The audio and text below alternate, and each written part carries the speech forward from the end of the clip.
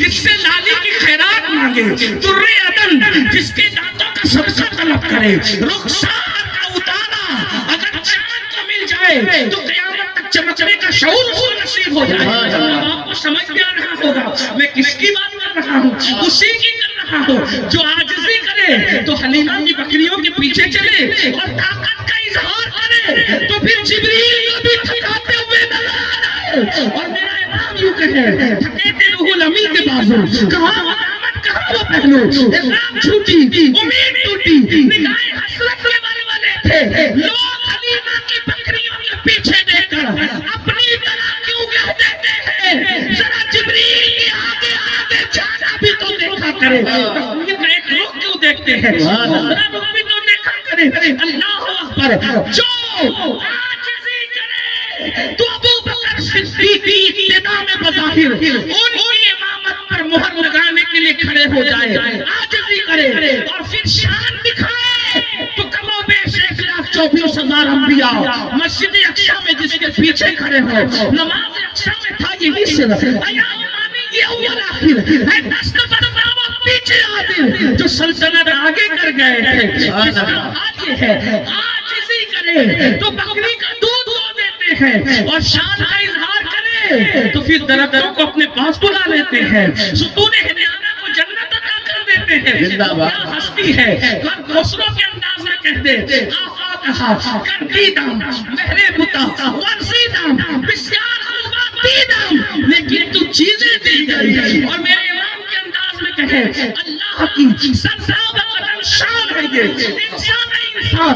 وہ انسان ہے، یہ قرآن کا ایمان بتاتا ہے انہیں، ایمان بھی کہتا ہے میری جان ہے۔ میرے امام کے انداز میں کہے سرساب قدم ہے، تمہیں سلطانے زمن پھول لب پھول دہن پھول زکر پھول بدن پھول، واللہ جو مل جائے میرے گل کا پسینہ مانگے نہ کبھی گل نہ پھر چاہے دلن پھول، دندانوں لبو زلف رخ شاہ کے بدائی ہے دنی عدم لالی مجھے خدا پھول، دل اپنا بھی شہدائی ہے اس ناخن پاکا، اتنا بھی محلوں پہ نئے چرخے کون پھول۔ وہ کمال حسن حضور ہے کہ گمان رقص جہاں ہے، کہ ایک پھول خاص سے دور ہے، ایک شمع ہے کہ دعا ہے، کروں تیرے نام پہ جہاں پہ نہ بس ایک جان دو جہاں پہ تو جہاں سے بھی نہیں چیب ہے، کروں کیا کرو رو جائے۔ سب سے اولا والا ہمارا نبی، سب سے بالا والا ہمارا نبی، سب سے اولا کا پیارا ہمارا نبی، دونوں عالم کا دولہ ہمارا نبی، خلق سے اولیاء اولیاء سے رسول اور رسولوں سے اعلیٰ ہمارا نبی، بجھ گئی جس کے آگے سبھی مشعلیں، شمع وہ لے کر آیا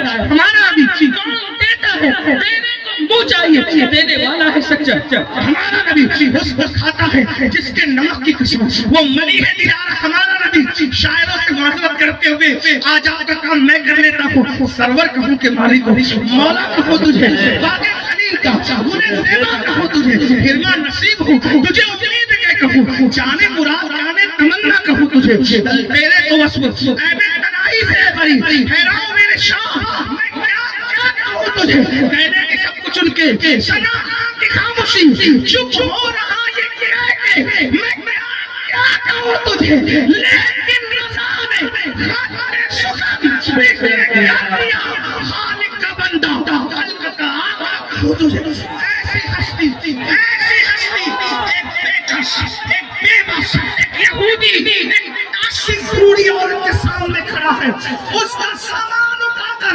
اس کے سامنے کھڑا ہے، بڑھیا ٹوٹی جھوپڑی کے پاس رکھتی ہے، بیٹے یہی میرا گھر ہے، سامان اتارا اور بڑی معصومیت کے ساتھ لبوں کو تبسم دیتے، یاد رکھنا ایئر ہوسٹس کی طرح بتکلف مسکرانے کی اداکاری تو سب کرتے ہیں۔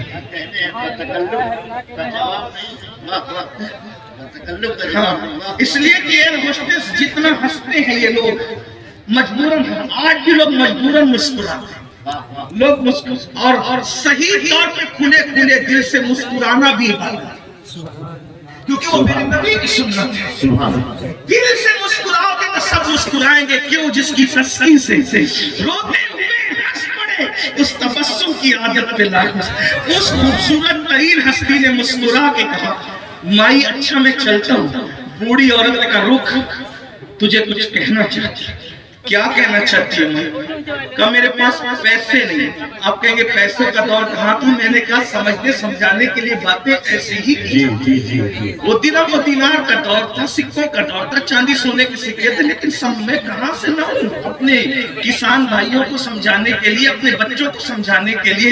وہ میرے بچے، وہ میرے بھائی، وہ میری مائیں اور بہنیں جو بیچاری درہم و دینار کو انہوں نے کبھی خواب میں بھی نہیں دیکھا، میں ان کو الجھا کیوں نہ. میں تو یہ چاہتا ہوں کہ اتنی سستی، اتنی آسان اور اتنی ہلکی بولی بولوں تاکہ بچوں کو بھی سمجھ میں آ جائے، بوڑھوں کو بھی سمجھ میں آ جائے، کسانوں کو بھی سمجھ میں آ جائے، مزدوروں کو بھی سمجھ میں آ جائے. اس لیے کہ میں ممبر پر آپ سے علم کی سند لینے تھوڑی آتا ہوں، میں تو حضور کی غلامی کرنے آتا ہوں. اور مقصد یہی ہے کہ آپ تک پہنچ جاؤں، اور اللہ کرے اگر میں پہنچ رہا ہوں تو اللہ پاک میری یہ نوکری کو حضور کی بارگاہ میں قبول کر لے. وہ خوبصورت سا جوان جس کی حسنوں اور رانائیوں پر کائنات کا حسن قربان ہے، اس نے مسکراتے ہوئے کہا اچھا مائی میں چلتا ہوں. بڑھیا نے کہا روک، تو بڑا سیدھا سادہ دکھا. اور بھی کچھ کہا اس نے لیکن میں نہیں کہتی کہ کچھ ادب کے تقاضے ہیں. تو بڑا سیدھا سادہ دکھ رہا ہے، میں تجھے مزدوری نہیں دے سکتی، لیکن تیری جھولی میں الفاظ کے کچھ بوجھ کو ضرور منتقل کر سکتی ہوں. میری بات سن، تیرے جیسے جوانوں کی مدد کو ضرورت ہے. ایک وصیت اور نصیحت سن لے، کام آئے گی. جی مائی کیا بات ہے؟ کہ مکے میں ایک جوان ہے، وہ عبد المطلب کا پوتا عبداللہ کا بیٹا ہے، وہ یتیم ابو طالب ہے. اس نے جہاں نبوت کا اعلان کیا، ہمارے خداؤں کو، ہمارے مذہبوں کو برا کہتا ہے. بیٹا میں نے سنا ہے کہ اس کی زبان میں اتنی تاثیر ہے، جو جاتا ہے اسی کا ہو کے رہ جاتا ہے. اللہ اس کے قریب کبھی مت جانا، ورنہ اس کا اثر تجھ پہ بھی پڑ جائے گا. تیرے جیسے جوانوں کی ہمیں ضرورت ہے. اپنے ہی سامنے اپنی مخالفت سن کے پھر تبسم کیا. اپنی مخالفت سن کر غصے میں آنا یہ تو کتوں کا کام ہے، اپنی مخالفت سن کے مسکرانا یہ اہل علم کا جذبہ ہے. مخالفتیں نہیں کرنی، ذات کے لیے صوفیہ فرماتے ہیں الٹے لڑتے ہیں، لیکن معاف کرنے والے اہل اللہ ہوتے ہیں. یاد رکھنا اللہ کے رسول نے فرمایا سب سے بڑا طاقتور تم میں وہ ہے جو غصے کے وقت غصے کو پی جائے. اپنے سامنے اپنی مخالفت کو سن کے مسکرا کے کہتے ہیں مائی کیا تم نے اس محمد کو دیکھا جس کی تم مخالفت کر رہی ہو؟ نہیں دیکھا بیٹا. اس کی گفتگو سنی ہے؟ نہیں سنی. بس بات اتنی ہے. پھر حضور کے گفتگو کا انداز دیکھیں، وہ سکھن ہے جس میں سکھن نہ ہو، وہ بیان ہے جس کا بیان نہیں. جس محمد کی مخالفت تم کر رہی ہو، اگر میں یہ کہہ دوں کہ وہ محمد میں ہی ہوں تو تم کیا کہو گی؟ اس نے کہا واللہ اگر تو وہی محمد ہے تو پھر میں بھی